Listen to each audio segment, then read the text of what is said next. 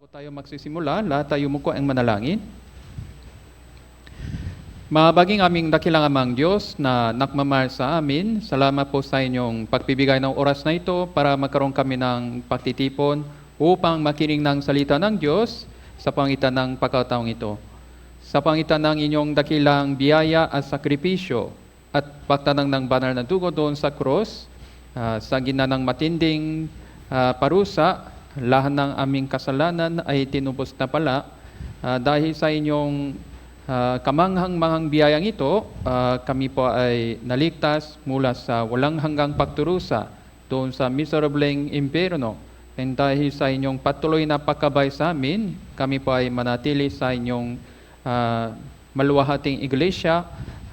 Kaya po, nagpapasalamat kami sa inyo na dahil sa inyong biyayang ito. Ngayon araw din po, sa pangitan ng inyong biyaya lamang, kami pa ay nakatipon sa lugar na ito, sa inyong harapan. Kaya mula sa simula hanggang sa wakas, samahan niyo po kami sa oras na ito, sa pangitan ng inyong Espiritu Santo at inyong banal na salita.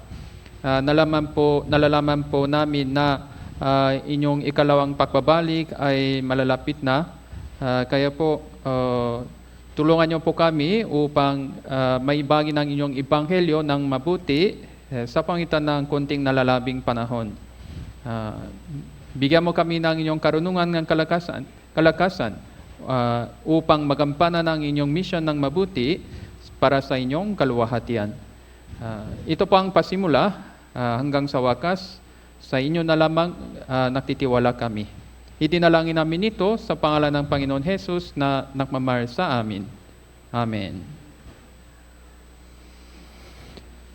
Okay po, inianda po namin ang PowerPoint para tapusin natin ang mga topics kahit sa 2 araw po. Pero meron po kayong Bible, tama po? Kaya hanggang sa inyong makakaya, makatch up po kayo sa Biblia. Yung unang verse naman po, Romans chapter 15, verse 4. Okay. Romans chapter 15, verse 4. Basahin po natin ng sabay-sabay, 3, 2, 1. Sapagkat ang anumang mga bagay ay isinulat noon, una ay isinulat upang tayo ay matuto, upang sa pamagitan ng pagtitiyaga at sa pagpapasigla ng mga kasulatan ay makaroon tayo ng pag-asa. Anumang mga bagay na isinulat noon una ay isinulat upang tayo ay matuto. Upang makaroon tayo ng pag-asa sa pangitan ng mga kasulatang ito. So anumang mga bagay na isinulat noon una. So lalong-lalo na sa lumang tipan po, no? Kaya sa lumang tipan, lalong-lalo na doon sa Genesis, meron pong mga mahalagang talata tungkol sa sinaunang panahon. Gaya ng alam po ninyo, ang buong mundo ay nawasak sa pangitan ng pandaigdigang baha. Okay? Kaya po, 8 lang silang maligtas. Yung pamilya ni Noe po, 8 lang. Sila lang naligtas mula sa pandaigdigang baha. Ngayon naman, gaya ng title ng Christian Living Seminar po ito, malalapit na po ang pagdating ng Panginoon Jesus. Sa tingin niyo po, yung pagdating ng Panginoon Jesus, malapit na po ba o malayo pa? Malapit na. Itaas ng kamay.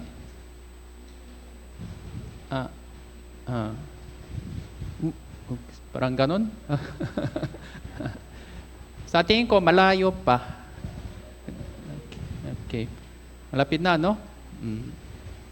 So, kaya ng kanyang announcement, galing ako sa Cebu. Anong balita tungkol sa Cebu? Anong balita po sa Cebu? Baha.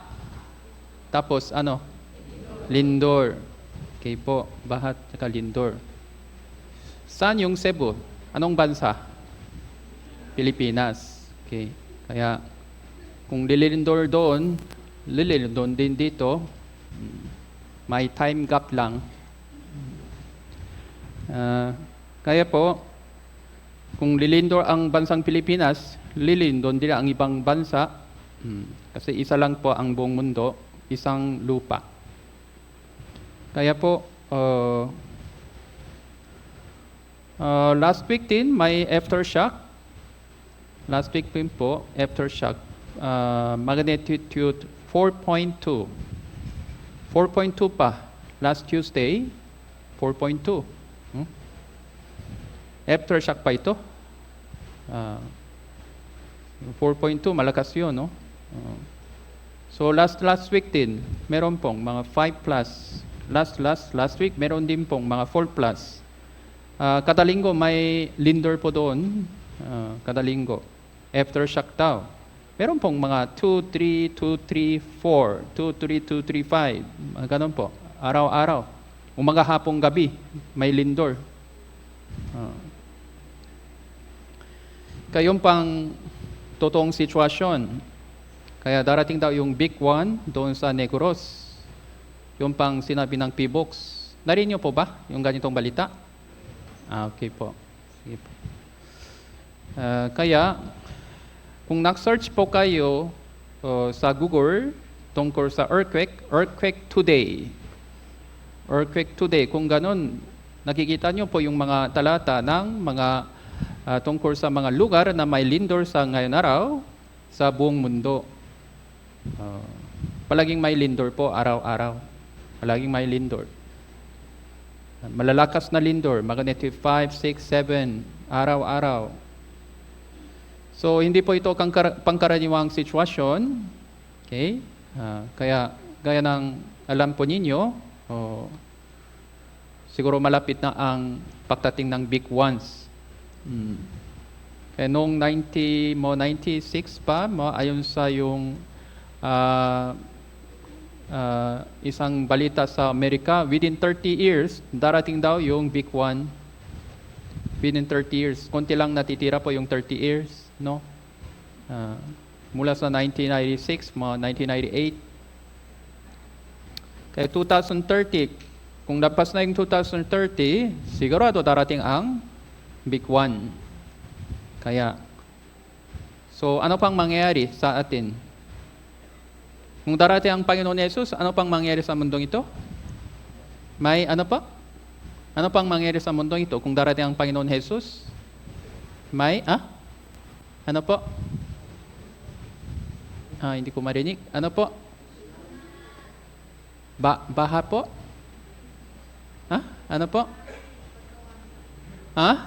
Pagkawasak. Wasak. Kaya anong plano nyo kung ganon? Madamay po tayo? Hindi. May kukunin, may kukunin, may iwan. Kung darating ang Panginoon Jesus, paano naman tayo? Kukunin ba ng Diyos o hindi? Kukunin po. Kukunin ako ng Diyos. Itaas ng kamay. Hindi pa sigurado. Okay po.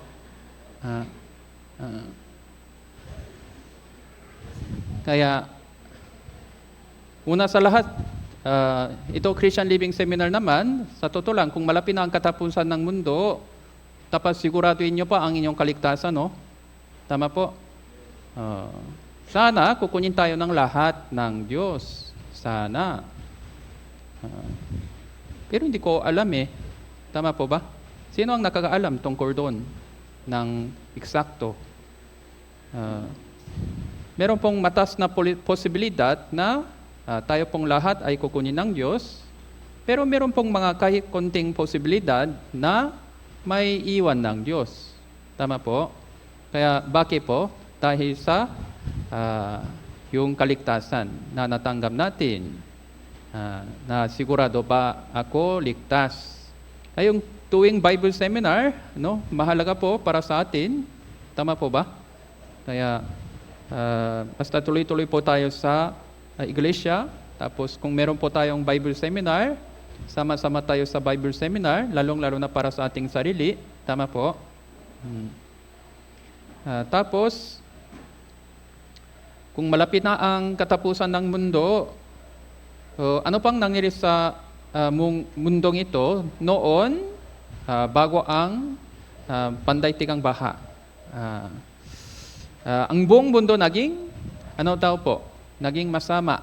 Tama po? Ang buong mundo naging masama. Yung pang sinabi ng Bible. Pero sino po ang matuwid? Sa panahon yon, si Noe lang ay matuwid sa pananaw ng Diyos.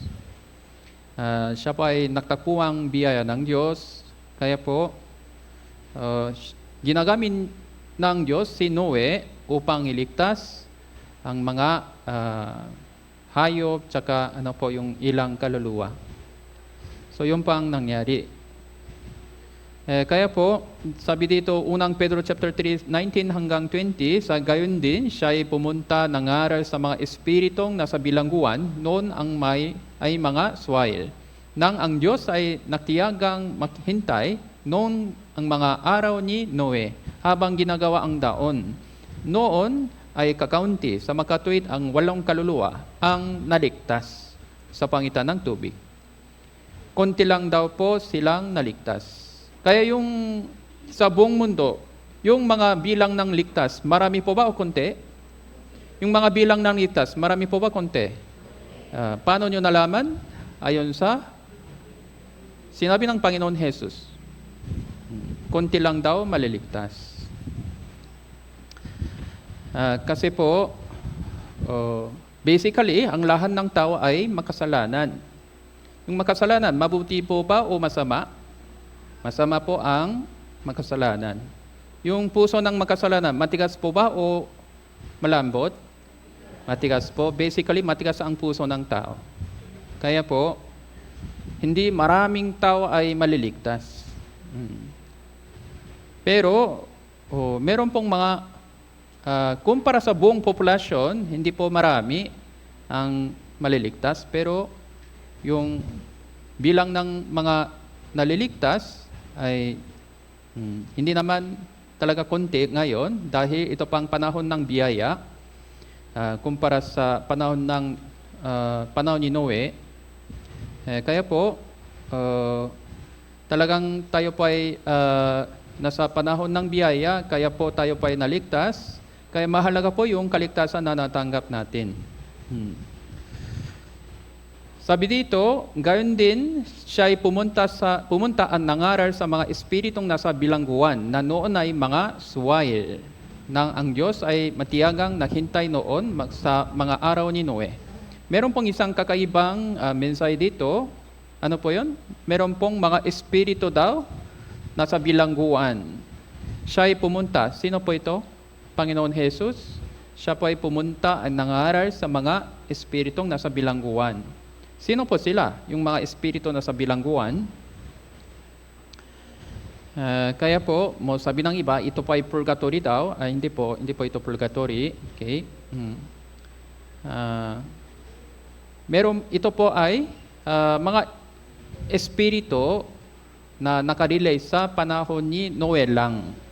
Panahon ni Noe. So, ano pang background? Ano pang background? Sa panahon yon, si Noe na takapangaral ng katuwiran, kasama ng 7 iba pa. Ibinabahagi ni Noe ang mensahe ng Diyos tungkol sa pagdating na yung baha, paghuhukom sa tubig. Pero karamihan sa kanila tumanggi sa mensahe ng Diyos sa pangitan ni Noe. Kaya po, konti lang po silang naligtas. Yung iba naman po, maliban sa pamilya ni Noe, meron pong 2 grupo. Meron pong 2 grupo. Kaya, mga espiritong nasa bilangguan, ano po ito? Kaya tingnan po natin, Genesis chapter 6, verse 1, nagsimulang dumami ang mga tao sa lahat ng lupa, nakaanak sila ng mga babae. Sa panahon ni Noe, padami na po ang mga tao, mula kay Adam, nagkaanak sila ng mga babae. Genesis chapter 6:5 naman, nakita ng Panginoon, napakasama na ng mga tao sa lupa. Ang bawahakan ng mga pag-iisip ng kanyang puso ay palagi lamang masama.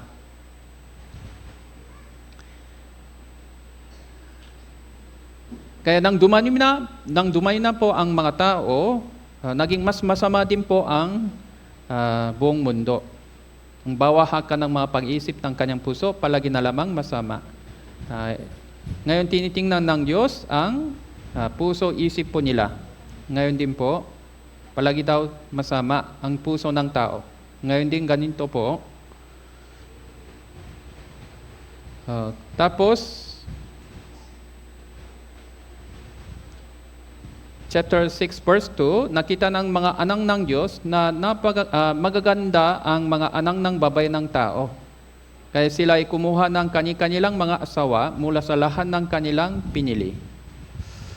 Sabi ng Panginoon, ang aking espiritu hindi laging manatili sa tao sapagkat siya ay laman. Anong ibig sabihin ng verse na ito? Ang mga anang ng Diyos, mga anang ng babae ng tao, gaya ng kanina verse 1 po, nakaanak sila ng mga babae.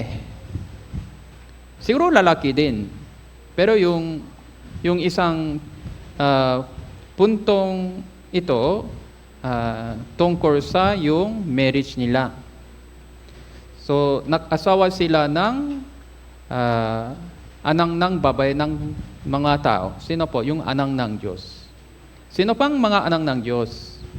Sino pang mga anang ng babae ng tao? Pagkatapos sila po ay mag-asawa na, sabi ng Panginoon, sila daw naging laman.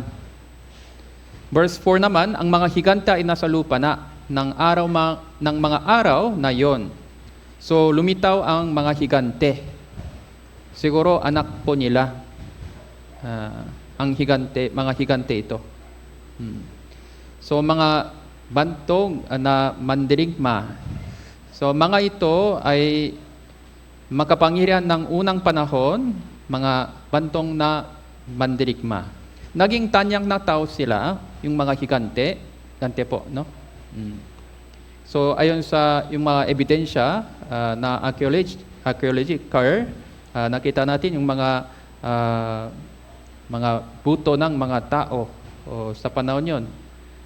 Malaki po sila, no? Tama po. Nakita niyo po ba sa habang Bible seminar? Ang gaya ni Kuliat, ano po?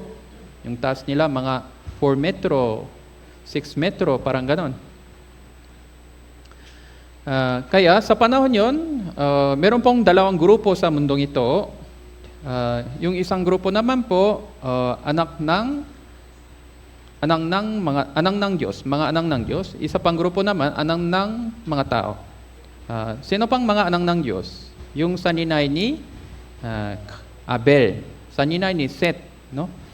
Cain and Abel, alam niyo po ba yung storya? Sino ang panganay? Sino pang mas matanda? Cain, tama po. Abel. Ano pang nangyari sa pagitan nila? Pinapatay ni Cain si Abel. Bakit po? Dahil sa problema sa kanilang pananampalataya. Si Abel naman, magkaroon siya ng tunay na pananampalataya. Inihandok niya yung kanyang korodero sa harapan ng Diyos. Kaya siya pa'y naging katanggap-tanggap sa Diyos, pero yung handok ni Cain naman, ano po yun? Mga prutas daw mula sa lupa na tinanggihan ng Diyos. Kaya nagalik si Cain patungo kay Abel, kaya pinapatay niya si Abel. Sa halip ni Abel, binigyan sila ng Diyos ng isa pang anak, si Seth po ito. Kaya yung sabi ng Biblia, yung saninay ni Seth ay lumalakad daw kasama ng Panginoon. Pero yung saninay Cain, dahil sa kasalanan niya, pinalayas ng Diyos. Tapos sila po ay nagiging isang grupo ng hindi mananampalataya.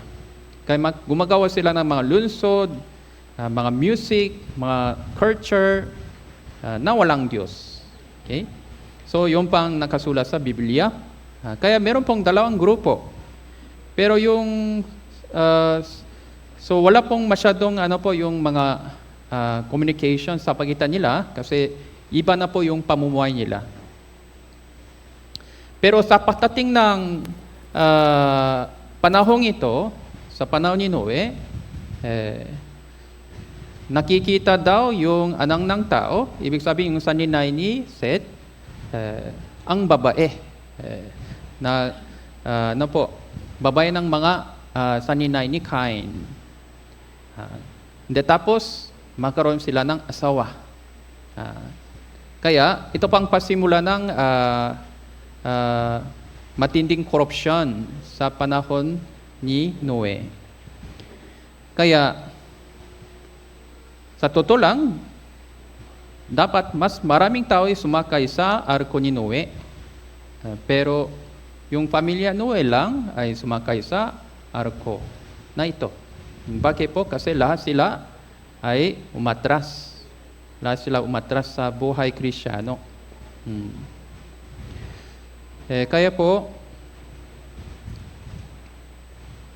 yung isa pang warning sa ating panahon, isa pang warning, sabi ng iba, yung anak ng Diyos ay anghel daw. Hindi po sila anghel. Yun para sa inyong reference lang po. Kaya dahil Matthew chapter 22 verse 30, hindi sila mag-asawa o pinag-asawa pa kundi sila itulas sa mga anghel sa langit. Yung anghel naman po espiritu. Kaya hindi sila mag-asawa o pinag-asawa. Kaya yung anak ng Diyos ay hindi po ang anghel.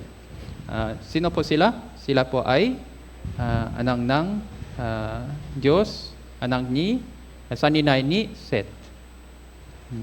Kayong pang storya doon sa Genesis chapter 4.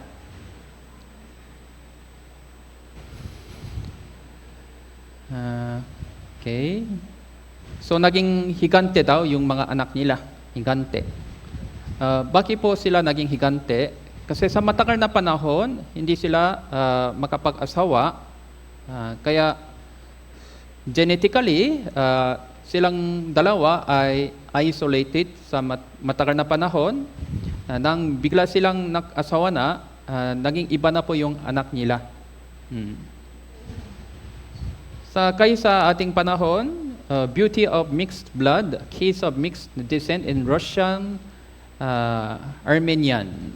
So yung mukha nila, yung panlabas nila naging biglang iba kasi sa matagal na panahon, hindi sila makapag-asawa sa pagitan nila. Sa pagitan ng Russia, tsaka iba't ibang bansa.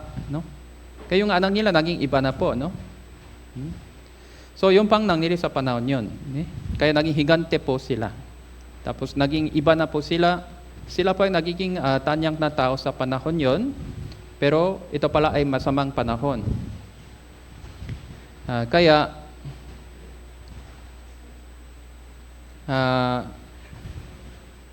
ayon sa talatang ito sa Biblia, Musela, kilala niyo po ba? Musela. Nang si Musela ay namatay, ilang taon po? 969. Sa panahon yon, dumating na ang baha. Lamek, yung anak niya, namatay na po ng mas maga konti. Nang si Noe ay 600 years old, nandun po ang tatlong anak, Sem, Ham, Japet.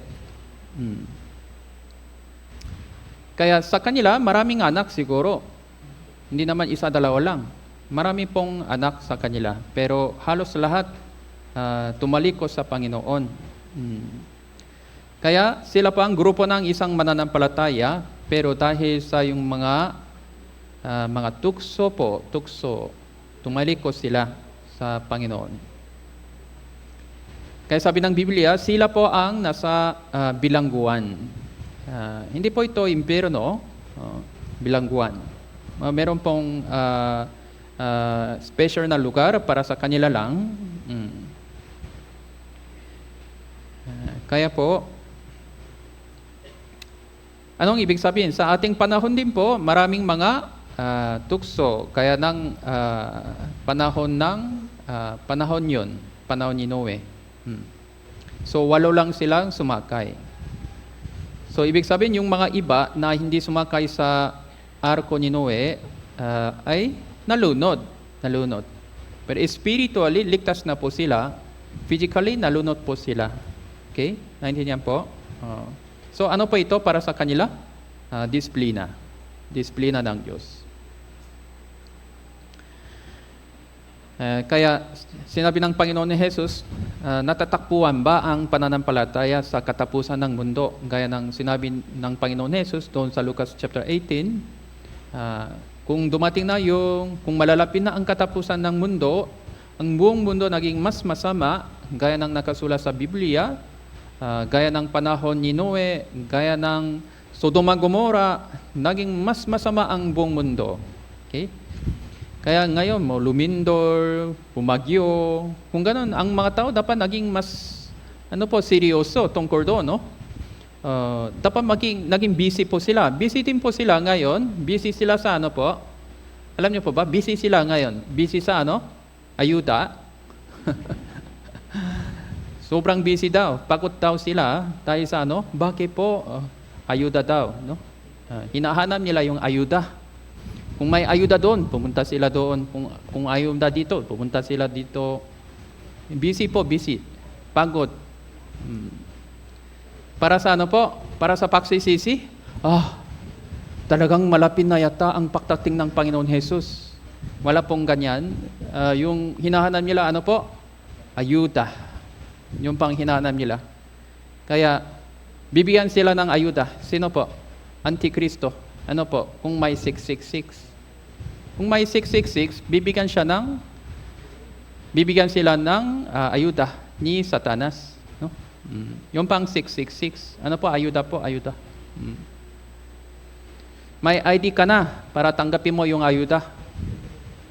Ano po yun? 666. Ay, sige po, bakit hindi?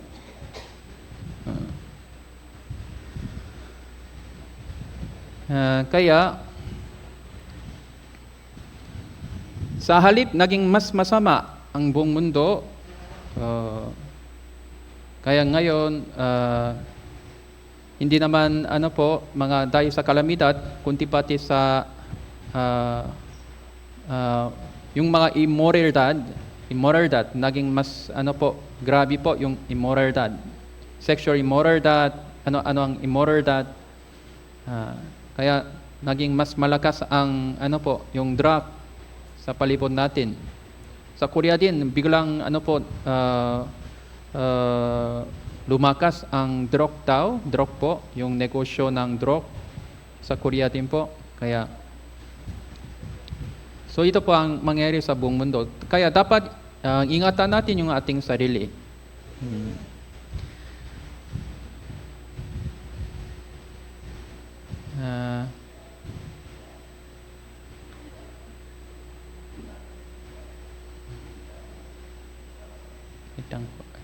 Sorry po.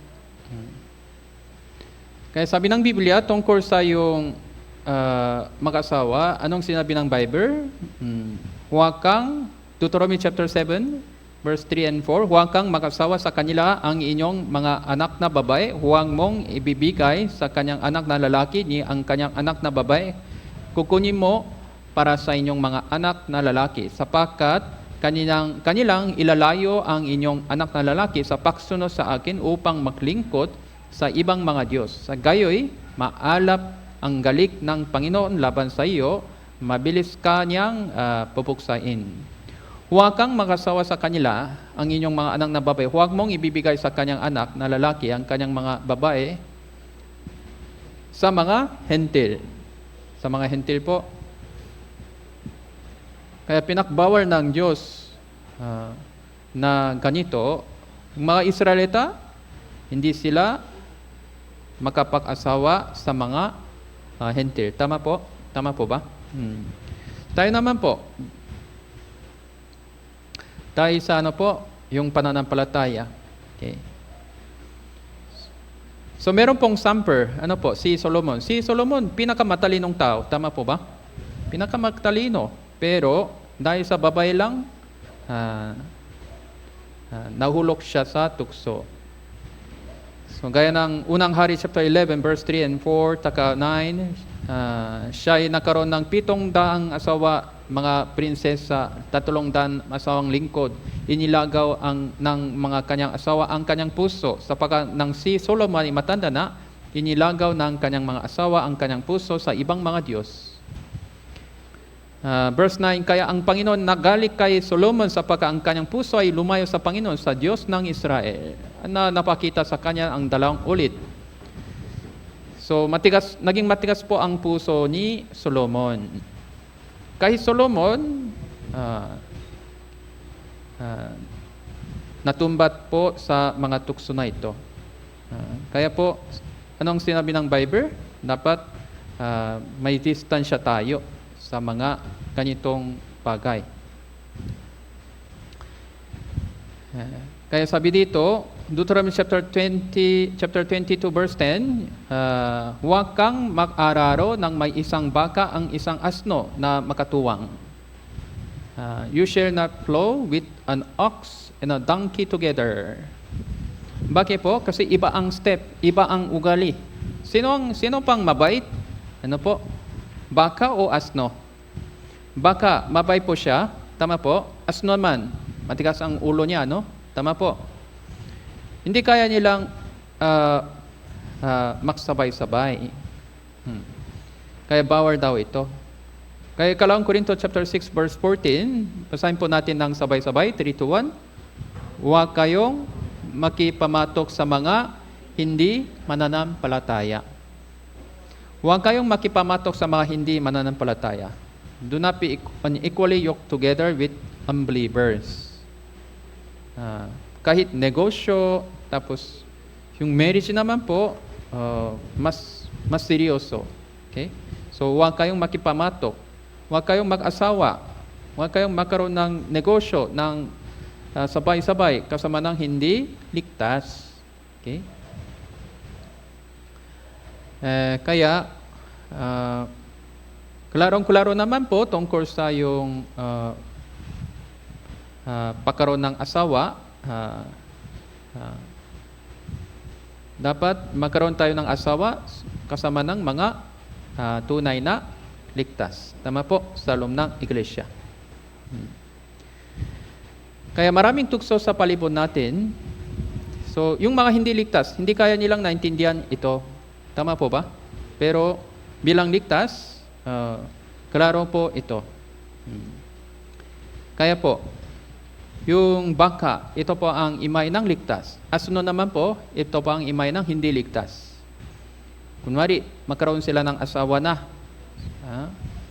Sa pagdating ng linggo, dumating na ang linggo. Sabi ng asawa na hindi ligtas, punta tayo sa SM. Hindi, magsimba tayo. Ay, bakit? So, ayaw ko na. Punta tayo sa SM. Hindi, punta tayo sa church. So, iba na ang direksyon, no? Tama po ba? Kung meron pong Bible seminar, tutulungan natin ang Bible seminar. Ay, bakit? Pagod na ako. Nasa bahay na lang ako. Attend ka na yung Bible seminar. Next time na lang. So, yung pang mangyayari. Tama po ba? Naintindihan po? Naintindihan po? Kaya sabi ng iba, kung naging asawa ko o gagabayan ko po yung asawa ko para maligtas po siya. Madali po ba ito? Sa tingin nyo? Halos impossible na. No? Diyos pa tayo? So impossible po ito. No? So gaya ng alam nyo, yung evangelization, gaano kahirap? Tama po ba? Mahirap ito, yung evangelization. Tama po? Evangelism, mahirap po ba? Madali? Mahirap naman. So, hindi po tayo Diyos. Kaya po, huwag kayong pakipamatog sa mga hindi mananampalataya. Sapagkat anong pagsasama, mayroon ang katuwiran ang kasamaan. Anong pagsasama, mayroon ang liwanag sa kadiliman. Anong pagkasundo, mayroon si Kristo kay Beliar. Anong bahagi mayroon? Pananampalataya, hindi mananampalataya. Anong pakikisama? Mayroon ang templo ng Diyos sa mga Diyos-Diyosan. Sapagkat tayo ay templo ng Diyos na buhay. Gaya ng sinabi ng Diyos. Ako'y mananahan sa kanila, lalakas sa ginya nila. Ako'y magiging kanilang Diyos, sila ay magiging aking bayan. Kaya, yung mga ligtas, liwanag. Yung mga hindi ligtas, kadiliman. Yung mga ligtas, templo ng Diyos. Yung mga hindi ligtas, templo ng mga Diyos-Diyosan. Kaya paano sila makasundo? Impossible. Okay? Naintindihan po? Pero tinuktukso nila ang mga brother and sisters. Atin ako, Bible Seminar. Okay? Huwag kayong mangalala. Hindi ngayon. Tapos umattend din po sila. Ay, nandindihan ko na. Ay, klaro. Very good. Sige. Kaya po, huwag tayong magtiwala sa mga tao. Ano po? Naintindihan po? Tao lang tayo. So, sa halip ng salita ng tao, kundi magtiwala tayo sa salita ng Diyos. Tama po? So, ito pang warning. Magkaroon tayo ng malaking damage sa ating buhay Kristyano. Kaya malakas po ang tukso ni Satanas sa ating panahon. Malakas. Naging mas malakas po yung tukso ni Satanas. Pero malalapit na po ang kanyang pagdating. Kaya ano pa ang kailangan natin? Pagtsatsaga lang po. Pagtsatsaga, pagtitiis. Pagtsatsaga, pagtitiis. Tuloy lang sa tamang daan. Okay, naintindihan po? Hanggang sa kanyang pagdating. Kaya yung pang nangyari sa panahon ni Noe, yung lahat ng sanina ni Seth, maliban sa pamilya ni Noe, ay lahat tumalikot. Lahat sila tumalikot. Matras sila lahat. Kaya hindi sila nakasakay ng arko ni Noe. Lahat sila nalunod. Ito pa ang imay ng disiplina ng Diyos. Kaya po, yung marriage po, ito po ay para sa ating buong buhay na natitira. Tama po ba? Ito pa ay malaking decision. Tama po ba? Yung pag-aaral, malaking decision din. Pagbibili ng mga ano-ano, yung mga decision din po. Pero yung pinakamalaking decision para sa lalong-lalo ang kabataan, ano po yun? Marriage po yun. Marriage. Tama po ba? Kahit yung mga ibang decision ay medyo nakamali tayo sa mga ganon. Kung nakamali tayo sa decision sa marriage, ay malaking damage na ito. Malaking damage. Magkaroon tayo ng malaking damage sa ating buhay Kristyano. Okay? Naintindihan po ba? Kaya dapat iwasan po natin ang mga bagay na ito. Tapos ito pang nangyari sa panahon ni Noe. So ibig sabihin ito pang isang warning para sa atin. Dahil ito din po ay katapusan ng mundo.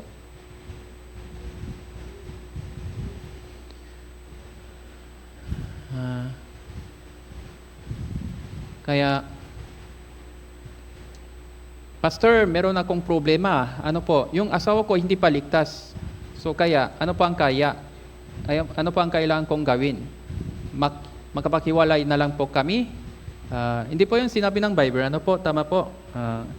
Kaya ng unang Pedro chapter 3 verse 1 and 2, gayon din naman kayong mga asawang babae, pasakop kayo sa inyo ng inyong sariling asawa, kahit na ang ilan sa kanila hindi sumusunod sa salita, upang mahikayat ng walang salita sa pamagitan ng ugali ng kani-kanilang mga asawang babae. Kapag nakikita nila ang dalisay, ang magalang ninyong pag-ugali. Kaya sa pamagitan ng ating panibagong buhay, so magkaroon sila ng interesado. Kaya iba po ang kasong ito. Bago ako naligtas, pagkatapos ako naligtas. Siyempre, iba po ang alintuntunin doon, spiritual. So bago ako naligtas, meron akong asawa na hindi ligtas, siyempre, iba po yung approach. Tama po ba? Pagkatapos ako naligtas, kung wala pa akong asawa, dahil mo kabataan ako ano-ano, dapat mag-asawa tayo sa mga totoong ligtas na kapatiran. Tama po? Tama po? So, iba po yun. Makaiba po yun. Kaya, bago ako naligtas, nagkaroon ako ng asawa na, tapos ako lang naligtas, kung gano'n po. So, dapat tayo mismo, nagiging pintuan ng kaligtasan para sa ating asawa. Sa pangitan ng, mabuting buhay Kristiyano.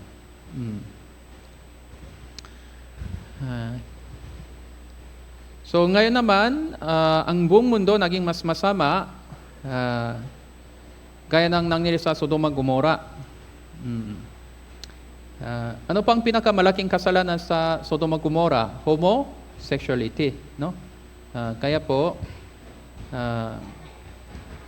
ang buong lungsod, Sodoma Gomora, ay nasunog sa pamagitan ng apoy.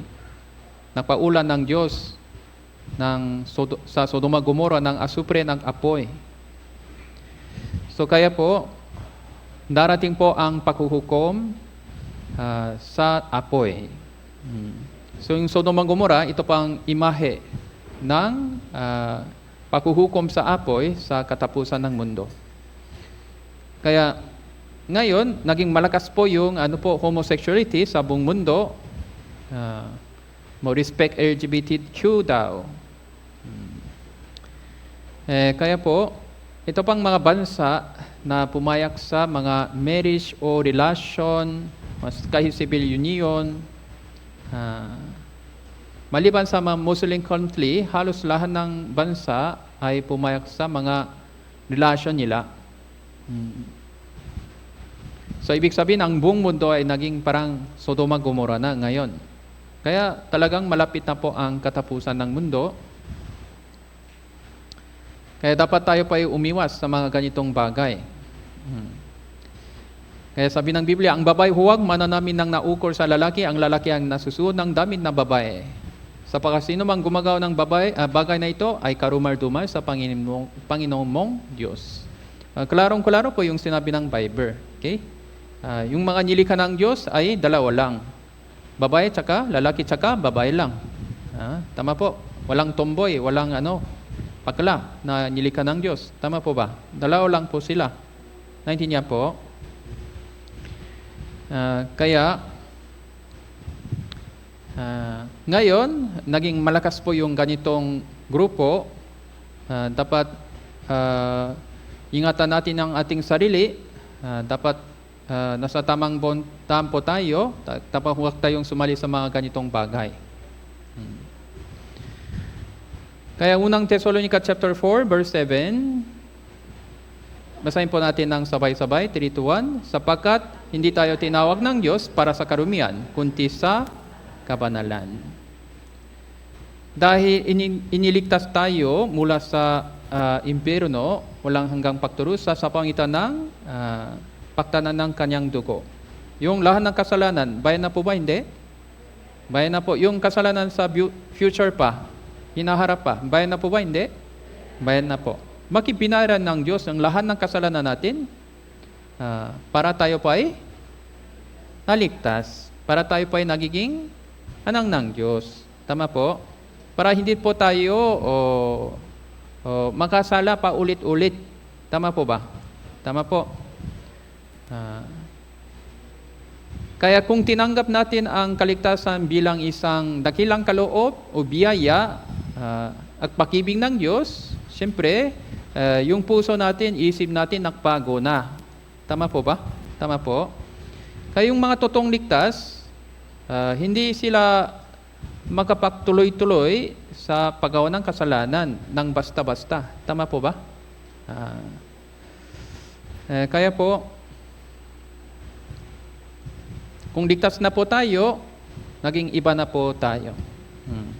Pero meron pong mga ligtas tao, pero tuloy-tuloy sila sa paggawa ng kasalanan na walang guilty. So wala din po yung disiplina sa kanya. Kung gano'n, may question tayo sa kanya, no? Bakit ganon? May question tayo sa kanya. Tama po? Kaya kung ligtas na po siya talaga, darating ang disiplina sa kanya. Tama po? Kung walang disiplina, sino daw sila? Sabi ng Biblia, anak sa labas.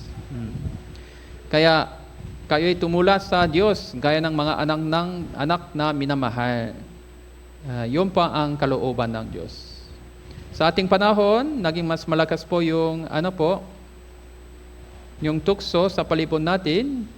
So taon-taon naging mas masama ang buong mundo. Taon-taon po.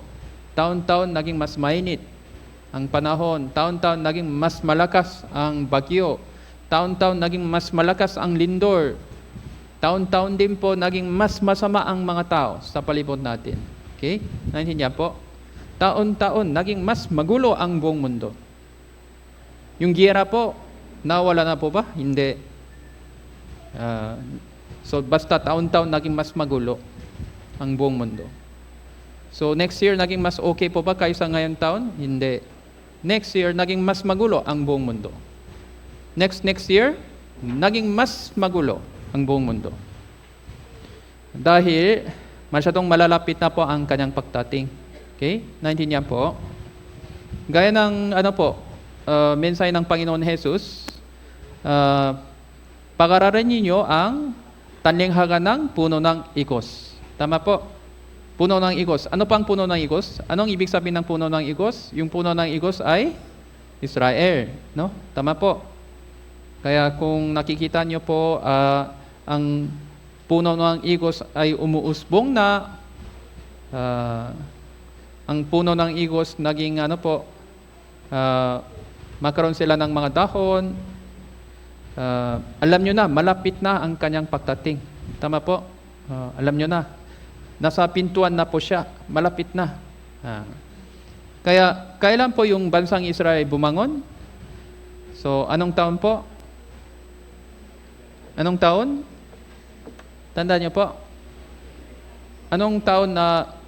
Sa anong taon bumangon ng bansang Israel? Ano po? Tama po. May 14. Tama po ba? 1948. Sabi ng Panginoon, hindi lilipas ang lahing ito. Darating ang Panginoon Jesus. Hindi lilipas ang lahing ito. Yung generation po ito. So, yung haba ng isang generation, ilang taon po? Mga 70 hanggang 80 years. Hindi lilipas ang lahing ito. So, meron pong mga miyembro sa mga senior po na yung birthday nyo before 1948. Meron po? Yung birthday ko before 1948 na. 1947, 45. Sino po? Meron po. 37 po. Ay, mas nauna kayo. Malayo pala malakas po kayo, no? Mabuti, no? Dahil ligtas na po kayo. Kaya po, yung mga 1948 baby, ngayon 2026, 25 pa, ilang taon po sila? 1948 baby? No? 77. 77. Nanay, 37 kaya? Mga ano ba? 80, ano po? 8 na? 88? Oh, okay po. Kaya habang buhay pa siya, darating ang Panginoon Jesus. Okay? Naintindihan po? Kaya 2028, 80 na. Kaya ano pang sinabi ng mga Israelita ngayon? So preparation for next generation. So ngayon, medyo iba na po yung pakikilos ng Israelita. Tama po? Medyo iba po yung takbo nila. Tama po ba? Naging iba na po yung takbo ng Israel ngayon. Gusto nilang magyera paulit-ulit. Tama po ba? Ano po ito? Preparation for next generation nila ngayon. Yung pang sinabi nila, next generation, wala na po tayo sa next generation nila. Kasi hindi lilipas ang lahing ito. Lahat ng mga nakasulat sa Bible ay matutupad So habang buhay pa sila, yung mga baby dito. Meron pong ibang konting ibang mga approach. So kaya basta malapit na po ang kanyang pagdating. Malapit na po ang katapusan ng mundo. Mga plus minus, plus minus. Kaya po ngayon naging iba na po ang buong mundo. Naging mas mabilis ang mga katuparan ng mga propesya sa Biblia. Naging mas mabilis. Kaya po ito pa ang sinabi ng Bible tungkol sa mga Kristiyano na nabubuhay sa katapusan ng mundo, gaya ng Lucas chapter 21:34. Subalit mangingat kayo sa inyong sarili, baka magumon ang inyong mga puso sa katakawan, kalasingan, sa mga alalahanin ukol sa buhay na ito, biglang dumating ang araw na yon na parang bitak. Mangingat kayo sa inyong sarili. Dahil delikado na ang panahong ito. Delikado. Spiritually, physically, lahat delikado na. Mangingat kayo sa inyong sarili. Baka magumon ang inyong mga puso sa katakawan. So naging mas malakas po ang tukso ng mga masamang espiritu sa panahon natin. Magumon. Anong ibig sabihin ng magumon? Ang magumon naman ay nagmula sa salitang ugat na gumon, na nangulungan, malulong, mabihag, mapailalim sa isang bagay na masama o napakasasama. Hindi ito tumutukoy sa simpleng interest o pagkahilig lamang, kundi sa isang malalim na pagkahululong kung saan ang isang tao ay hindi na makawala o makontrol ang sarili. Kaya ngayon maraming tukso. Yung tukso po ay naging mas malakas. Kaya po, makamagumon ang inyong mga puso sa katakawan. Kalasingan. So, tapos sa mga alalahanin ukol sa buhay na ito. Kaya, kung malapit na ang katapusan ng mundo, syempre, naging mas mahirap po yung pamumuhay natin sa mundong ito. Basta, naniniwala po tayo na darating ang Panginoon Hesus sa taktang panahon, kukunin niya ang kanyang kanyang anak sa taktang panahon.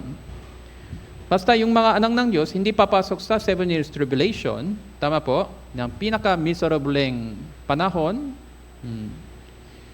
Sa 7 years tribulation, ano pang mangyari ayon sa Revelation? Ano po?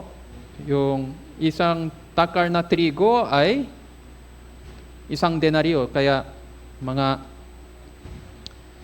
konting halaga ng bigas, ito po ay nagiging 400 pesos, 500 pesos. Ngayon mga 60 pesos, 70 pesos po, Isang kilo, magkano po yung bigas? Isang kilo? Magkano po? Depende naman, pero dati mura lang, isang kilo. Dati mo 30 pesos, mga ganyan. Ngayon magkano po? 46? 40, 50, parang ganon. 60, parang ganon. Ano po? Ito pa nagiging ilan daw po?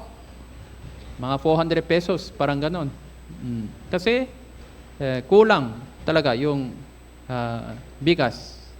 Dahil sa climate changes, kaya ngayon, bumagyo naman, paulit. Nawala na, nalubog lahat. Bumagyo naman paulit. Lumindor naman, walang tao. Kaya po, ubos na lahat. Kaya tumaas po yung presyo ng mga pagkain sa buong mundo. Buong mundo ngayon. Kaya isa sa po ang sanhi na bakit ang Russia ay umatek sa Ukraine dahil sa Ukraine po maraming mga mabubuting mga farm. So kaya po gusto nilang kunin yung Ukraine para sa pagkain nila. Kaya po, hanap buhay. Ukol sa buhay. Alalahan yung ukol sa buhay. Tapos katakawan. Lasing naman, hindi po ito issue yata sa atin, no? Tama po. So, siguro meron pong mga issue sa mga baguhan lang na konti, pero siguro yung kung tuloy-tuloy po tayo, nawala naman ito. Mga bisyo po, mga bisyo. Pero naging malakas ang bisyo ngayon, mga sugar, sabong, tapos mga sabong, mga sugar din, mga sa digital daw, sa smartphone ang ginagamit nila, no? Tapos katakawan, ibig sabihin katakawan sa panahon ng Biblia hindi lamang tumutukoy sa labis na pagkain, matinding pagnanasa sa material na bagay, kundi ito isang kasalanan ng puso, isang pagpapahalaga sa sarili sa mga bagay na mundo higit sa Diyos. Ito ay nauugnay sa kasakiman, pagsamba sa mga bagay. Sapagkat ang taong natakaw o sakim ay inilalagay sa kanyang pag-asa ang kasiyahan sa mga bagay na hindi sa Diyos. So, katakawan.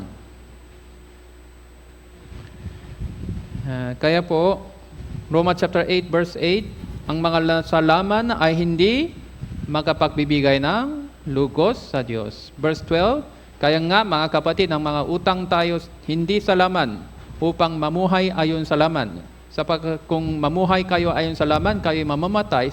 Subali kung ang sa pamagitan ng Espiritu ay pinapatay ninyo ang mga gawa ng laman, kayo ay mabubuhay. Pinapatay ninyo ang mga gawa ng laman. Okay. So, pagnanasa ng laman. Kaya may tukso, tsaka may pagnanasa ng laman. So, sila po ang naging makasundo para sa paggawa ng kasalanan. Kaya po, sa ating panahon, so ano pang kahulugan ng mga verse na ito? So, meron pong mga addiction. Behavior o substance addiction. Substance addiction naman, mga drug, alcoholic, mga cigarettes. Behavior addiction naman, mga gambling, game, exercise, workaholic, shopping, food. Lalong na mga ngayon, smartphone. Smartphone po. So, game. So, ayon sa pagsusuring ito, kung magkaroon sila ng mahabang oras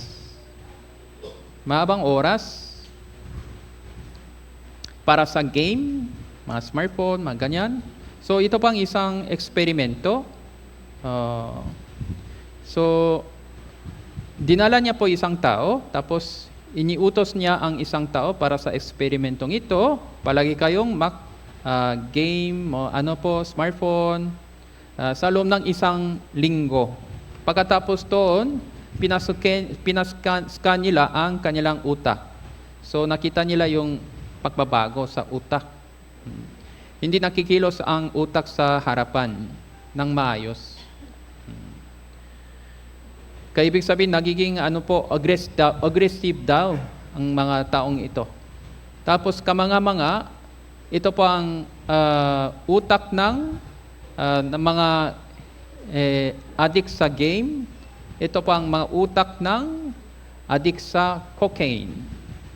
May parehas. Mas malakas ang damage sa utak ng may addict sa cocaine, pero may parehong symptom. Kaya po, ano pang pinakamahalagang bagay sa ating katawan? Yung katawan natin, ito ba ang templo ng Diyos? Dapat ihandog natin yung ating katawan para sa Panginoon. Tama po? Tama po ba? Ano pang pinakamahalagang bagay sa ating katawan? Mga sisters, saan po? Buhok nyo? Buhok? Ano po? Buhok pa? Ano po? Utak. Katawan po, katawan. Puso na, hindi na katawan, no? Yung utak natin ay mahalaga, no? Tama po? Kung magkaroon tayo ng diferensya sa ating utak, kung paano tayo mabuhay bilang Kristiyano ng mabuti, ano? So ito pa yung naging hadalangan No? Naintindihan po? So, kaya natin sayang yung ating oras buhay. Kaya, mga smartphone din po, gambling tsaka dopamine. Paano rin natin ang isang video clip tungkol dito para mas madaling maintindihan? Okay po. Napapansin mo bang maya't maya ang pag-check mo ng smartphone? Hindi Minsan. ko makatiis pag wala ito sa iyong palad.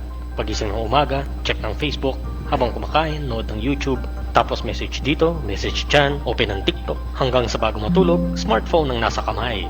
Bakit ka nga ba addict dito? Ito po ay dahil sa hormone na tinatawag na dopamine. Tulad ng mga drug addict, ito ang hinahanap-hanap ng kanilang sistema, ang masarap na sensation ng dopamine. Isa itong natural chemical na ginagawa ng ating utak kapag tayo ay nakakatanggap ng gantimpala o reward in English. Kapag mayroon tayong gustong gawin, halimbawa, sabik kang kumain ng tsokolate at sa wakas nakakain ka nito, magpuproduce ang utak mo ng dopamine na magbibigay sa iyo ng napakagandang pakiramdam at kaligayahan. Ang kaibahan ng tsokolate ay nauubos ito, hindi tulad ng newsfeed sa Facebook, entertainment sa YouTube at TikTok na walang katapusan. Tuwing tumitingin tayo ng posts, photos, or video sa internet o social media, nagpuproduce ang utak natin ng dopamine lalo na't pagkatuwa-tuwa ang ating nakikita. Dahil dito, tumataas ang ating dopamine levels. Kailangan natin ng dopamine, pero gaya ng kasabihan, too much of anything is bad. Kapag parating mataas ang dopamine, nawawala ang saysay nito. Hindi na tayo nagiging ganun kasaya, di tulad ng dati. Kaya't parati kang naghahanap ng mas nakakatuwang post, mas nakaka-entertain dahil yung mga normal ay hindi na nakakapag-release ng dopamine. Hindi ka tumatagal sa isang post o video, gusto mong palipat-lipat dahil parati kang naghahanap ng mas higit at hindi ka nasasatisfy, wala kang na-accomplish. Ang mga normal na bagay ay hindi na nagbibigay sa iyo ng saya dahil ang katawan natin ay may abilidad na pumigil ng kahit na anong sobra sa katawan. Halimbawa, sa kaso ng mga may diabetes, mahilig silang kumain ng mataas sa asukal at ang panlaban ng asukal sa katawan ay insulin. Pag mataas ang asukal, pataas din ang insulin. Subalit dahil mataas na masyado ang insulin, nilalabanan din mismo ng katawan ang sobrang taas nito. Kaya ang mga diabetics ay may tinatawag na insulin resistance. Ibig sabihin, hindi na sila nakakapag-produce ng insulin dahil ang katawan ay ayaw ng sobra. Nare-regulate ito sa neutral na kalagayan. Ganito ang function ng ating immune system. So kung malamig, nangingisay ka para uminit ang katawan. O kung mainit naman, pinagpapawisan ka para labanan ang init. Ganito rin sa dopamine. Kung masyadong mataas ang dopamine, nawawala ang saysay nito. Nagiging dopamine resistant ka. Kaya marami sa atin ngayon ay depressed at irritable ng walang dahilan. Pero ang totoo nito, depressed at irritable ka dahil ang dopamine levels mo ay sira na. Subalit ang cravings mo for more dopamine ay nandun pa din, tulad ng mga diabetic na gusto pa rin ng matamis. Kaya walang humpay pa din ang paggamit mo ng smartphone na parang addict. Dahil dito, hindi ka nagiging productive, wala kang natatapos na gawin at nauubos ang iyong oras. Naubos ang inyong oras. Kaya, paminsan, pumasok kayo sa smartphone, mga 10 minuto na lang. Pagkatapos ng mag-score kayo sa smartphone, ilang minuto na naubos? Paminsan, 1 oras na. Biglang nawala ang 1 oras. Tama po? Sayang yung oras talaga, no? 1 oras. Mahabang oras po ito. Lalong-lalo ng mga kabataan. Tapos naging iba na po yung ating utak pa dahil dito. So sobra na po yung mataas ng level ng dopamine sa ating utak. Kaya po masaya na naman pero walang natitira. Tapos nawala na yung oras na mahalaga. Kayong mga maliit na bata po, mas delikado ang ganitong bagay, yung gadget. Kaya, ito pang isang report. Kailan nga ba nagiging mali ang tama? Ang akala natin solusyon, problema rin pala. Halimbawa na lang, mga gadget na sobrang tinututukan ngayon ng mga bata. Mali rin daw po ito at masama sa kanilang kalusugan. Wala ng attack! Wala na attack! Sa videong ito, makikitang iyak ng iyak ang nooy 1 taong gulang na si Baby Jerry. Hindi niya tunay na pangalan. Kawawa naman yung bata. Wala ng attack. Ayaw kasi itong payagan ng kanyang ina na maglaro sa tablet. Pero dahil hindi tumatahan ng bata, ang ina niya na itago natin sa pangalang Joy, wala ring nagawa kundi ibigay ang hilig ng kanyang anak. Atak! Oh, kawawa. Ayan, atak tayo. Pagpasok pa lang ng aming team sa bahay ng mag-inang Jerry at Joy, nadatnan namin si Baby Jerry na naglalaro sa laptop. Gusto mo to? Ano tayo ng car? Ito maraming car, oh. Sisimulan na sana naming interviewin si Joy. Nung si Baby Jerry, tila may hinihingi pa. Laro? Laro nga tayo? Aray, bud. Ano gusto na? Oh, dali na. Huwag na laro na. Sige, para hindi patayin ni ate yung computer. Kung di bigay sa kanya, magagalit siya. Siyempre, yung ibang napapanood, yung may sipa-sipa, yung suntok-suntok na. Kaya po, naging iba na po yung ugali nila. Meron pong mga ibang report nila. Yung isang bata po na palaging mahilig sa smartphone, wala na yung salita na maayos. Wala na yung salita ng maayos. Hindi siya nakapagsalita. Dahil nasira na po yung function ng utak. Kaya paminsan yung mga magulang po, kung medyo makulit na yung anak nila, smartphone na lang. Kung tumutukoy sa smartphone, naging tahimik na, no? Naging tahimik. Kaya, so, mukhang simpleng solusyon ito, pero masama po ito para sa inyong anak. Okay? So, gaya nito, masama din po para sa atin. Lalong-lalo yung mga kabataan po, dapat iwasan po natin yung ganitong bagay. Kaya naging trigger po ito para sa mga iba't ibang mga tukso. Tapos yung mga nilalaman sa mga social SNS, so meron po bang mga magagandang bagay doon?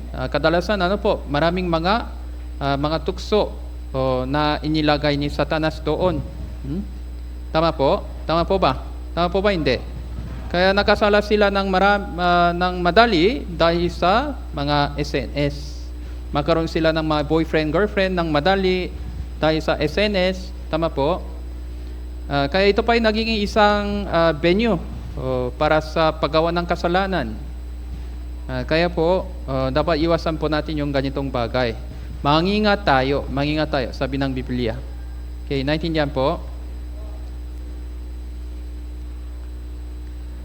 Kaya,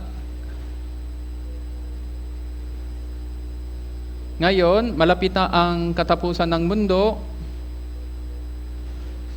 Kaya nang sinabi ng Bible, dati, pagkatapos ng pagbaha sa panahon ni Noe, itinayo nila yung Tore ng Babel. Tore ng Babel. Kaya mga anak ni Ham, sina Cus, Misraim, Put, and Canaan. Naging anak ni Cus, Nimrod, na siyang maksimulang maging makapangyarihan sa lupa.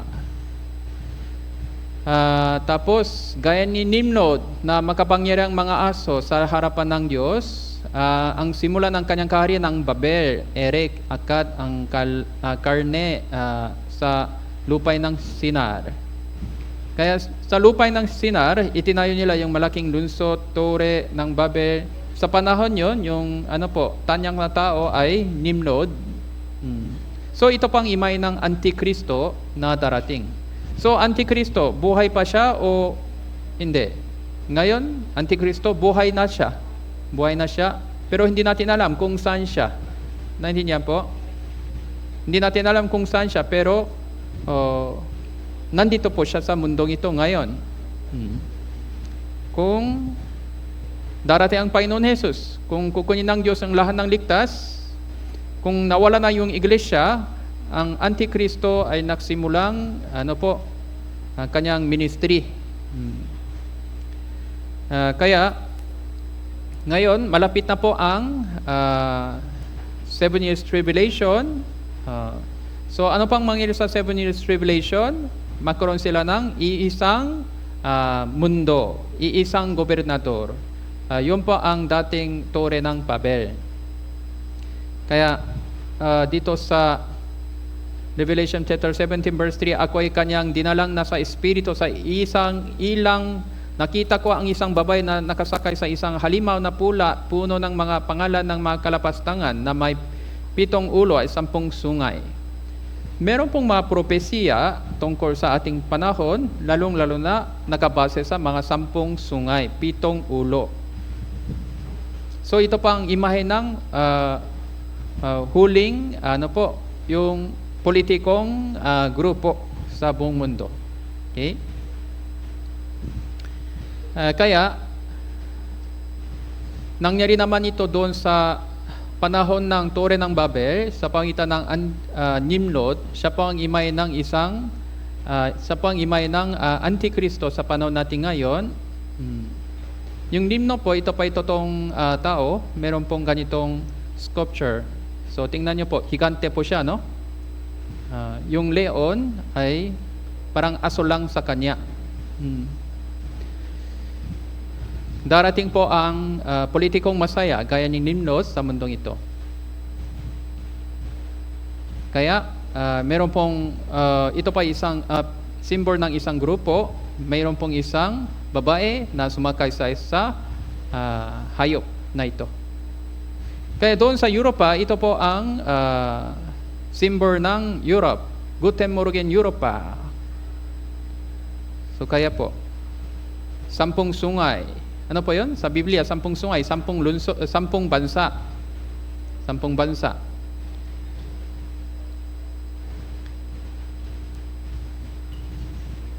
Kaya sa Daniel, meron pong mga propesya tungkol sa mga bansa na darating mula kay Daniel hanggang sa ating panahon. So meron pong leon, meron pong isang oso, meron pong leopardo na may 4 na pakpak. At tapos sa huli naman, meron pong isang nakatakot na yung halimaw na may 10 sungay. So narito ang sa sungay na ito ay may mga mata na gaya ng mga mata ng tao. May isang bibig nagsasalita ng mga kapaluluan. Ako ang Diyos. Ako ang Diyos. Isang sungay na medyo may mata gaya ng tao, ito pa ang imay ng Antikristo. Kaya ayon sa talatang ito, dumating na yung Babylon, Media Persia, tapos Greece and Rome. Yung huling hayop, yung huling bansa, hindi pa dumating. Yung po ang darating po sa 7 years tribulation na may 10 sungay. Sa lugar na ito, lugar ng Babylon dati, Persia dati, Greece dati, Rome dati. Saan po yun? Europa. Darating po ang huling hayop, huling bansa. Ito po ang nagiging bansa ng Antikristo. Kaya po, ngayon,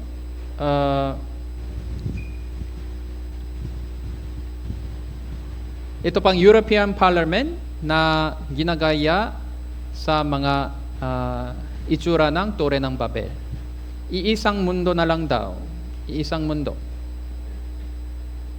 Kaya Treaties of Rome, yung Europe, EU, Europe Union ay nakabase sa Treaties of Rome.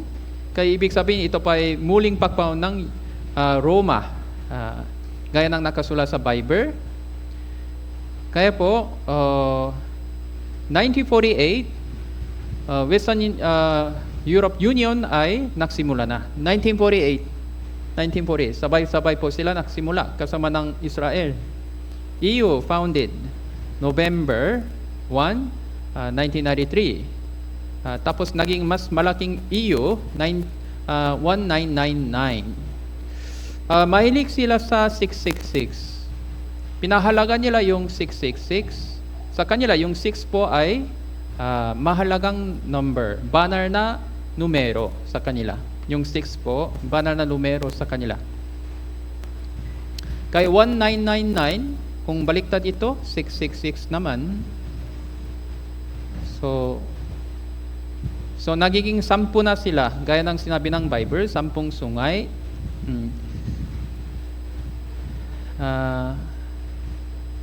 Tapos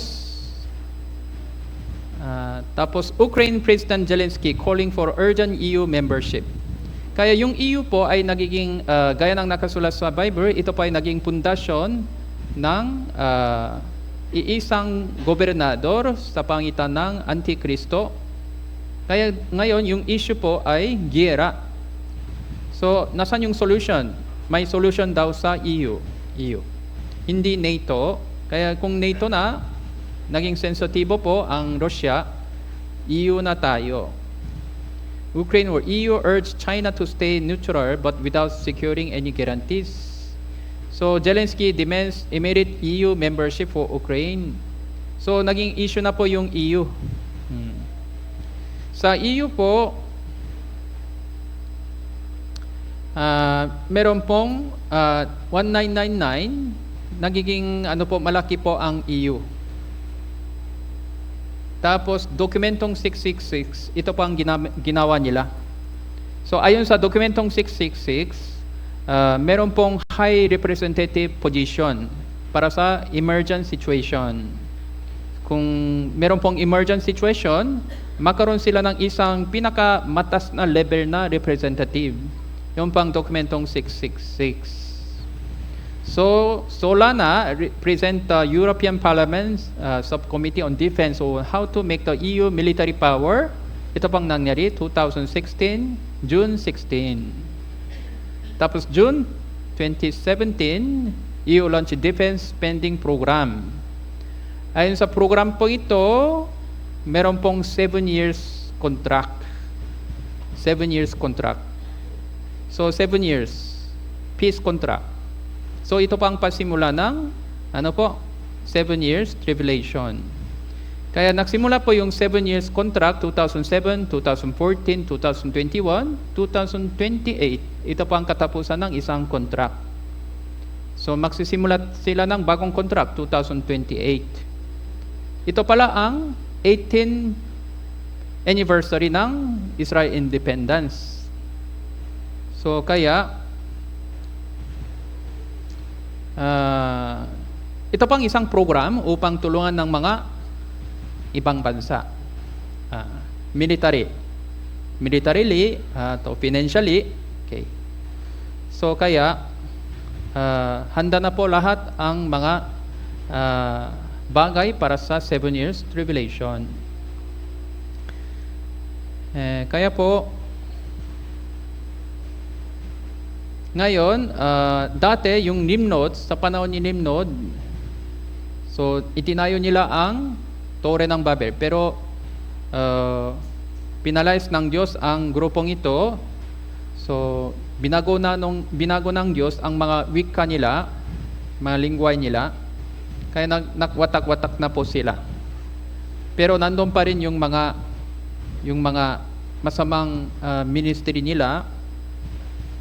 Kaya po, nang namatay si Nimrod, yung asawa niya nagiging Queen of Babylon. Yung pangalan niya ay Semiramis. Narinig niyo po ba tungkol kay Semiramis? Yung po ang asawa ni Nimrod. Tapos, nakaanak po siya kahit wala siyang asawa. Sabi niya, yung anak niya ay incarnation ng Nimrod daw. Gaya ng pangako ng Diyos doon sa Genesis chapter 2, sabi niya, kaya yung anak niya po ay Messiah daw. Kaya ito po ang tinatawag ito, Mother Son God. Mother Son God. Okay?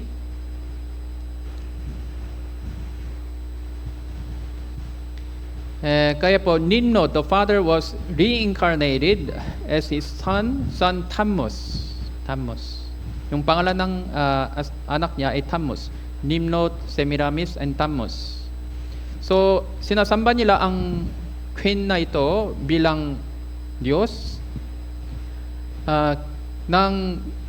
Naging iba na ang wika nila, nakawatak po sila sa buong mundo. Pero yung pagsamba sa mga Mother and Son God ay nandun pa rin. Kaya naging iba lang po ang pangalan nila dahil naging iba na po yung wika. Kaya sa Greece, Roma, Venus Cupid daw, Israel Astoret, Baal, Isis, Horus, Egypt, Ephesus, Diana. Kaya meron pong mga ganitong mga Diyosan na sinasamba nila sa iba't ibang mundo. Sa Egypt, malakas po ito. Malakas. Tapos, meron pong mata. Yung ancient carving of Eye of Horus. May mata daw. May mata. May mata po. Sa parang sungay na ito. Parang sungay. Yung pyramid, parang sungay ito. Sungay na ito na may mata. Novus Ordo Seclorum. So, ibig sabihin, announcement ng New World Order. So, ibig sabihin ng New World Order. So, ibig sabihin, darating ang New World Order. So, yung pang nabanggit ni, Joe Biden, yung papa niya, tapos yung mga, so, kahit sa permanent ng Amerika, yung New World Order ay isang politikong mensahe. So, New World Order. So ito pa ang nagiging kaya ano pa ito? Ito pang symbol ng pera ng Europe. Tama po ba? Tama po. Ito po, tama. May babae na sumakay sa hayop. Yung design ito, galing sa mata. Galing sa mata po. Kaya yung lahat ng sinabi ng Bible ay matutupad. Kaya ang babae nakadaming ng kulay ube, natingkad na pula, nagagayakan ng mga ginto, na mahalagang bato, mga pearls. Ito pa ay may ng mga babaeng upahan. Yun pa ang damit ng mga babaeng upahan sa panahon yon. So ngayon naman, ito pa ay nagiging ganito na po tayo. So, 4 in 5 Vatican priests are gay. Sabi nila.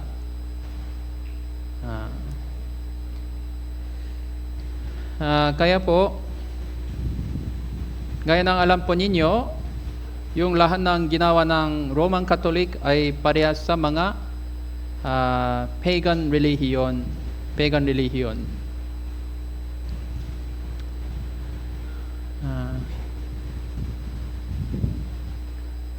Okay.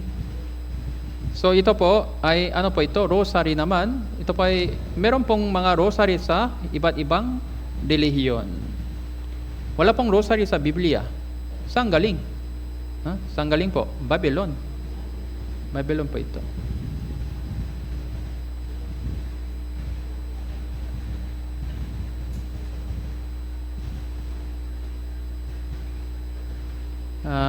Kaya po, wait lang po. Okay.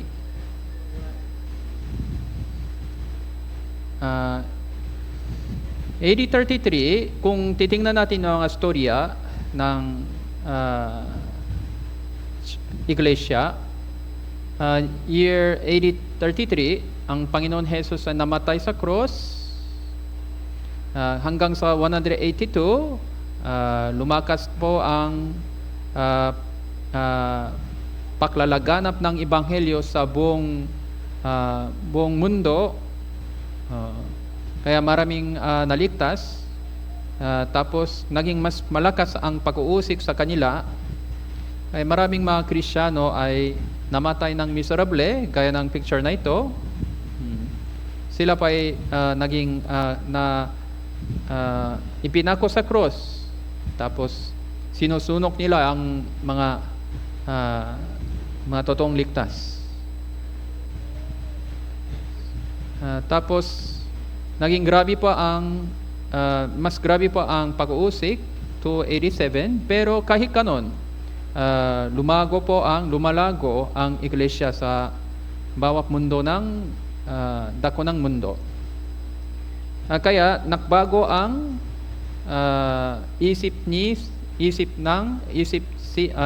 binago ni Satanas ang strategies nila binago ni Satanas ang plano nila upang tuksoy ng mga Kristiyano. Sa halin ng pag-uusig, ano po? Ibinigay nila yung pekeng kalayawan. Pekeng kalayawan. So, freedom. Sige. Yung church Christian ay nagiging relihiyon ng ating bansa. Bibigyan kita ng mga sahod. Pasok ka na dito lahat. Kaya po, hindi ko alam, pero yung mga totoong ligtas, siguro hindi sila sumali sa mga ganitong bagay. Pero karamihan sa mga mahinang Kristiyano, siguro, naulog sa ganitong tukso, naging grupo ng mga, pekeng Kristiyano, Roman Catholic. Kaya Constantine and his successors want to unite the Roman Emperor, and his church was mixture of true Christianity and Roman paganism. So ito pa ang nangyari. Kaya Roman Emperor Constantine converted to Christianity but maintained same pagan tradition. So unti-unti ina-adapt niya ang mga pagan worship, wax candle worship. Dati wala pong dito 320, before 320 wala pong candle sa Catholic. So 345 introduced Christmas, the birthday of Sun God. Hindi po yung birthday ng Panginoon Jesus. Tama po? Tama po ba? Alam niyo po? Alam niyo po ba? Hindi? Alam niyo po? Began to worship and death saint 375. 431. So began to worship Mary. Dati hindi sila sumamba sa kay Mary. So si Maria po ay sabi nila ina ng Diyos. Pero anong sinabi ng Maria? Narito ako na alipin ng Sinabi ni Maria, narito ako nang alipin ng Panginoon. Ina ng Diyos, alipin ng Panginoon. So walang sinabi ng Bible na siya po ang ina ng Diyos. Okay? So kissing the Pope foot, worship Joseph. Kayong mga lahat ng tradition ngayon ay sa simula po ng Roman Catholic, wala po ito. Unti-unti ina-adapt nila. Yung rosary din, 1090, AD 1090, nagsimula na po yung rosary. Dati walang rosary. Sakramento ng confession din, dati wala. Kaya po,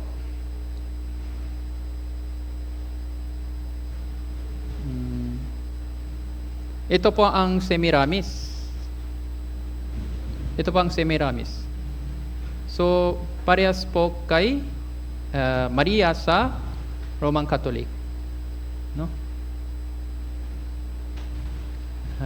Bakit kailangan crown para kay Maria? Bakit kailangan crown? So, yung pang crown ni Semiramis dati.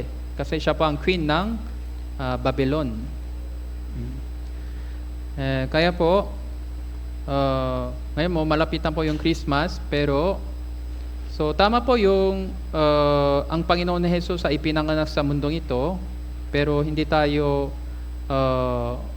sumamba sa Kanya bilang ina ng Diyos. Tapos, siya din po ay isang makasalanan na dapat maligtas. Pero ayon sa talata sa Biblia, siya din po ay isang membro ng Jerusalem Church. Kaya nakita natin yung pangalan ng Maria hanggang sa Gawa chapter 1. Hanggang doon lang tayo nakakita. Pagkatapos doon, hindi nakikita yung pangalan ni Maria. Kaya,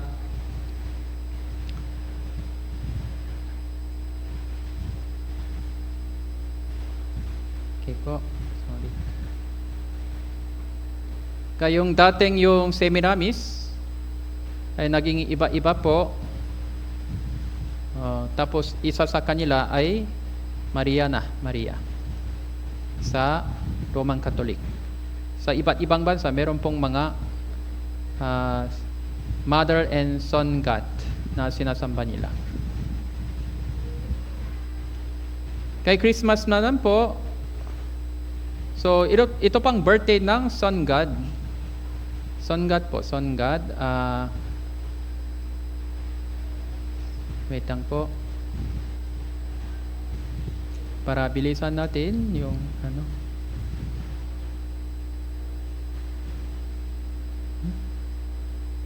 Yan. Okay. December 25th was the Sir Imbitucus birthday. Saturnalia depict, ano po? Saturnalia Festival. So ito pang birthday ng Sun God. Happy Saturnalia. So temple of Saturn. Kaya Babylon, Egypt now, Mary and Jesus na hindi totoo. Ibang Jesus. Their names changed through the language and culture. The birth of Tammuz, December 25th. Birthday of Tammuz.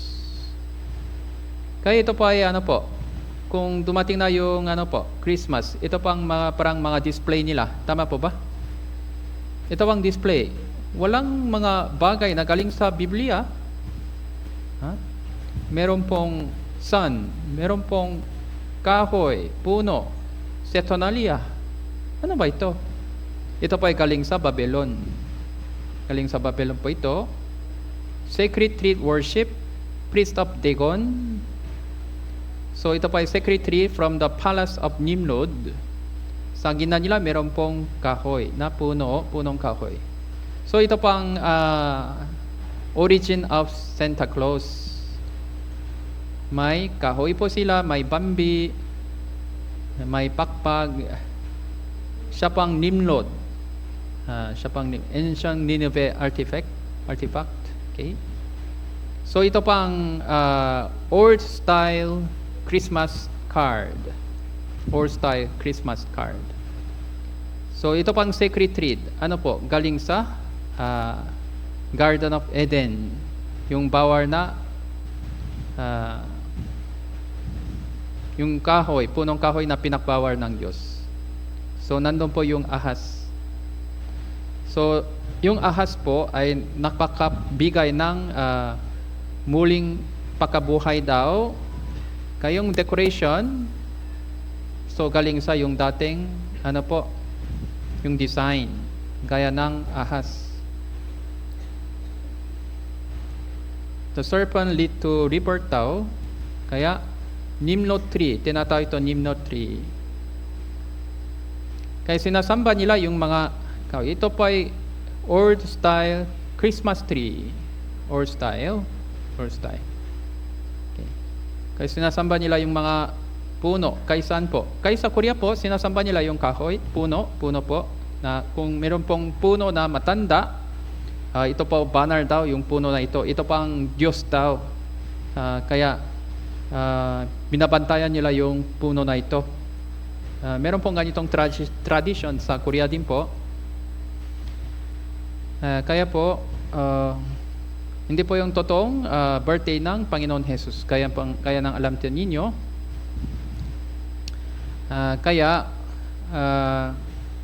Dapat meron po tayong distansya sa sa mundong ito. Dapat humihiwalay tayo sa mundong ito. Dapat lumalapit tayo sa iglesia ng mas maigi. Sabi ng Biblia, iligtas mo ang inyong sarili mula sa baluktok na lahing ito. Baluktok na lahing ito, corrupt generation. Mga homosexuality, tapos yung mga addict, tapos yung mga sexual immoralidad, tapos ang mga alalahanin ukol sa buhay.